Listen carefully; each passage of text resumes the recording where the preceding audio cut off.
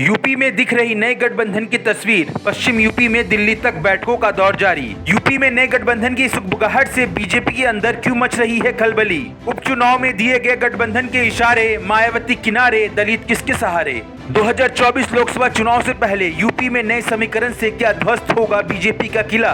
UP में उपचुनाव के परिणाम के बाद समाजवादी पार्टी में नई ऊर्जा देखने को मिल रही है। वहीं समाजवादी पार्टी पश्चिमी यूपी में पार्टी के प्रदर्शन से काफी खुश है, लेकिन इस गठबंधन का हिस्सा रही एक और पार्टी ने भी सभी को चौंका दिया है। उपचुनाव के नतीजे ने तो महागठबंधन में नई जान फूंकने का काम किया है, लेकिन क्या ये बीजेपी के लिए खतरे की घंटी है। क्या नए समीकरण से बीजेपी को लोकसभा चुनाव में झटका लग सकता है। इन सारे कयासों पर विस्तार से बात करेंगे, लेकिन सबसे पहले उस पार्टी के बारे में बताते हैं जिसने एसपी और आरएलडी के साथ गठबंधन कर पश्चिमी यूपी में हुए उपचुनाव में बीजेपी को हराने के में अहम भूमिका निभाई है। चंद्रशेखर की पार्टी आजाद समाज पार्टी, जो उपचुनाव के दौरान दलित वोटर्स को अपने पाले में करने में कामयाब रही। उपचुनाव में दलित को चंद्रशेखर आजाद के पाले में करने से और चुनाव के नए समीकरण बनने से बीजेपी के लिए खतरे की घंटी बज गई है। दरअसल 2020 विधानसभा चुनाव में दलित वोटर्स ने बीजेपी का साथ दिया।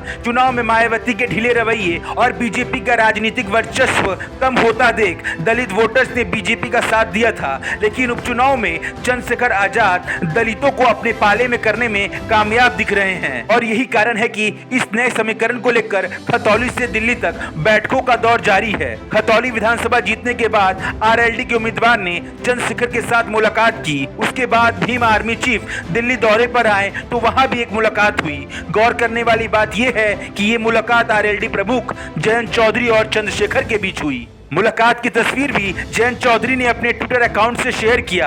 लिखा, संघर्ष के सफर का सिलसिला। वही मुलाकात के बाद चंद्रशेखर ने भी अपनी और जयंत चौधरी की तस्वीर शेयर की और ट्वीट कर लिखा, ना संघर्ष ना तकलीफ तो क्या मजा है जीने में, बड़े बड़े तूफान थम जाते हैं जब आग लगी हो सीने में। इन दोनों ट्वीट्स को अगर आप देखें तो दोनों ही नेताओं के ट्वीट्स में संघर्ष और सफर कीवर्ड रहे हैं। यानी जयंत चौधरी महागठबंधन में दलित वोटर्स को जोड़ने के लिए चंद्रशेखर के साथ मिलकर एक नए समीकरण पर काम कर रहे हैं। दरअसल यूपी में दलित वोटर्स बड़े पैमाने में दशकों से मायावती के साथ रहे हैं। इन्हीं के दम पर मायावती ने यूपी जैसे राज्य में एक दो नहीं बल्कि 4 बार सत्ता में काबिज हुई है। 2017 और 2022 विधानसभा चुनाव में भी बड़े स्तर पर दलित वोटर्स बीजेपी के साथ आए थे। यूपी के 104 सीटों में से 300 सीटों पर दलित निर्णायक भूमिका में हैं। 20 जिलों में 25% से भी ज्यादा अनुसूचित जाति और जनजातियां हैं। इन सीटों पर बीजेपी दलित वोटर्स पर सेंध लगाने में कामयाब हुई। नतीजा ये हुआ कि बीजेपी ने सारे रिकॉर्ड तोड़ते हुए लगातार दूसरी बार यूपी के सत्ता में काबिज हुई। लेकिन पश्चिमी यूपी के खतौली में हुए उपचुनाव के नतीजों ने